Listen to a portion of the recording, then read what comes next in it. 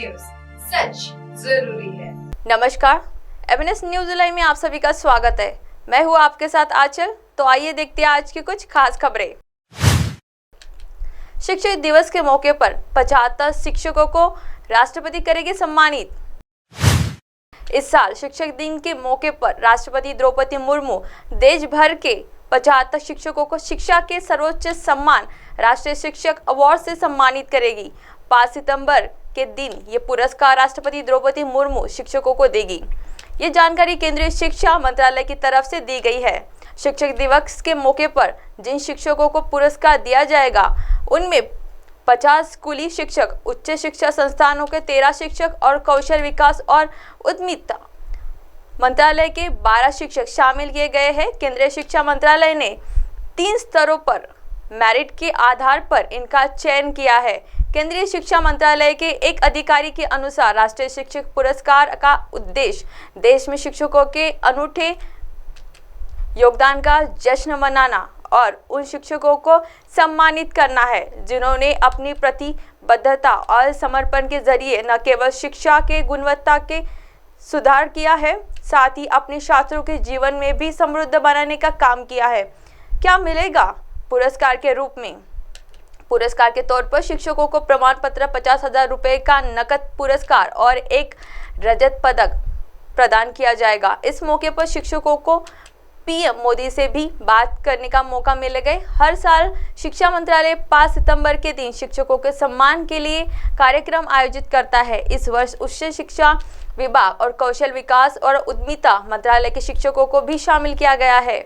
सबसे ज्यादा गुजरात के शिक्षक पुरस्कार के लिए चिन्हित किए गए शिक्षकों में सबसे ज्यादा टीचर गुजरात के हैं। सम्मान के लिए गुजरात से 5 शिक्षकों को चुना गया है, जबकि कर्नाटक और महाराष्ट्र से 4 शिक्षक सम्मानित के लिए चुने गए हैं। उत्तर प्रदेश, पश्चिम बंगाल, बिहार, तमिलनाडु और आंध्र प्रदेश से 3-3 शिक्षकों को चुना गया है। अब आइए बढ़ते अगली खबर की ओर। 15 और 16 सितंबर को होगी निपुण मूल्यांकन परीक्षा। बेसिक स्कूलों में बच्चों के भाषा, गणित और विज्ञान की दक्षता के लिए निपुण लक्ष्य पाने की कवायद चल रही है। इस क्रम में जिले के कक्षा 1 से 8 तक के बच्चों का निपुण मूल्यांकन टेस्ट के लिए समय सारिणी जारी कर दी है। जिले में 15 से 16 सितंबर को यह टेस्ट कराया जाएगा। कक्षा 1 से 8 तक के जिले के 1596 बेसिक स्कूलों में अध्ययनरत सभी बच्चों का सरल ऐप के माध्यम से निपुण लक्ष्य व लर्निंग आउटकम पर आधारित त्रैमासिक आकलन कराए जाने का कार्यक्रम जारी हो चुका है। निपुण असेसमेंट टेस्ट OMR सीट पर होगा। कक्षा 1 से 5 तक के बच्चों का गणित व भाषा और कक्षा 6 से 8 तक के बच्चों का गणित व विज्ञान का आकलन कराया जाना है। टेस्ट का समय 1 घंटा 30 मिनट रहेगा। कक्षा 1 से 3 से बच्चों के लिए प्रति 5 बच्चों पर एक प्रश्न पत्र उपलब्ध कराया जाएगा, जबकि कक्षा 4 से 8 के प्रत्येक बच्चे के लिए अलग अलग प्रश्न पत्र उपलब्ध होंगे। कक्षा 1 से 3 के बच्चों के लिए एक OMR सीट पर 8 बच्चों का आकलन किया जाएगा। कक्षा 4 से 8 के बच्चों के लिए प्रत्येक बच्चे को अलग अलग OMR सीट उपलब्ध कराई जाएगी। निपुण असेसमेंट टेस्ट का कार्यक्रम जारी हो चुका है।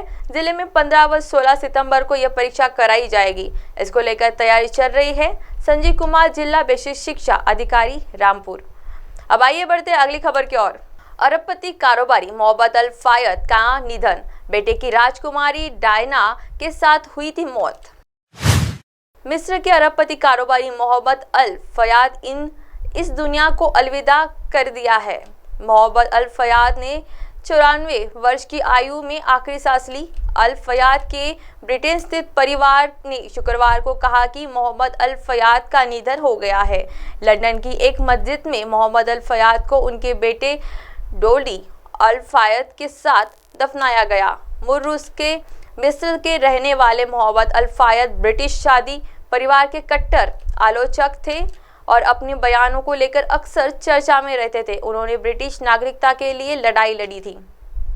मोहम्मद अल फायद ब्रिटेन में हमेशा एक बाहरी व्यक्ति के रूप में रहे। ब्रिटेन में रहने उन्हें इजाज़त ज़रूरी थी, लेकिन उन्हें वहाँ की नागरिकता और नागरिक के रूप में दर्जा कभी नहीं मिला। अल फायद उस समय ज्यादा चर्चा में आए जब राजकुमार डायना के साथ उनके बेटे डोडी की कार दुर्घटना के वक्त मौत हो गई थी। आपको बता दें कि पेरिस में मोहम्मद अल फायद के बेटे डॉडी फायद और ब्रिटेन की तत्कालीन राजकुमारी प्रिंसेस डायना के साथ 1997 में एक सड़क हादसे में मौत हो गई थी। इस हादसे के बाद मोहम्मद अल फायद ब्रिटिश शाही परिवार के बड़े आलोचक हो गए थे। मोहम्मद अल फायद का मानना था कि प्रिंसेस डायना और उनके बेटे डॉडी की कार किसी हादसे का शिकार नहीं हुई थी, बल्कि उनका हत्या की गई थी, क्योंकि शादी परिवार नहीं चाहता कि राजकुमारी डायना किसी मुस्लिम युवक से शादी करे। आपको बता दें कि मोहम्मद अल फायद ने फिजी ड्रिंक्स बेचने से अपना करियर की शुरुआत की। फिर उन्होंने सिलाई मशीन के सेल्समैन के रूप में काम किया। शुरुआती संघर्ष के बाद फायद ने बिजनेस में बड़ा नाम कमाया। अल फायद हेडोर्स, फुलम और पेरिस में रिट्स जैसे कई नामी होटल्स के मालिक रहे। वो ब्रिटेन के 2 प्रतिष्ठित संस्थानों हेरोड्स डिपार्टमेंट स्टोर और फुलहैम फुटबॉल क्लब के भी मालिक रह चुके हैं। The Sunday time rich list के अनुसार फायद परिवार की 1.7 बिलियन पाउंड संपत्ति का मालिक है। सबसे अमीर व्यक्ति के लिस्ट में अब अल फायद को 104वें स्थान पर रखा गया है। अब आप हमारे चैनल को आपके मोबाइल पर भी देख सकते हैं। मोबाइल ऐप पर देखने के लिए प्ले स्टोर से MNS news TV app download करें। इंस्टालिंग ट्विटर, हाइकू, फेसबुक और कई सोशल मीडिया प्लेटफॉर्म पर हमारा चैनल उपलब्ध है। आप हमारे चैनल को लाइव भी देख सकते हैं www.mnsnewstv.com पर। फिलहाल वक्त हो चला है ब्रेक का, सो ब्रेक से लौटने के बाद देखिएगा देश और दुनिया की तमाम बड़ी खबरें। नमस्कार, बने रहिए MNS न्यूज़ के साथ। नमस्कार।